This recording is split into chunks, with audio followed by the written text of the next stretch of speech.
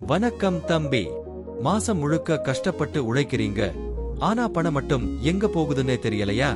உங்க வாத்தியார் சொல்றத கேளுங்க. முதல்ல உங்க பணத்தின் வழித்தடத்தை கண்டுபிடிங்க. அடுத்த 5 நாளைக்கு நீங்க செலவு பண்ற ஒவ்வொரு ரூபாயையும் நோட்டுல எழுதுங்க. தேவையில்லாத செலவை வெட்டி எறியுங்க.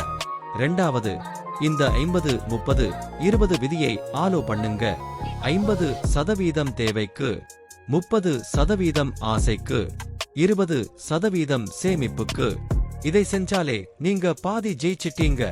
கடைசியா, பணத்தை சும்மா வைக்காம முதலீடு பண்ணுங்க.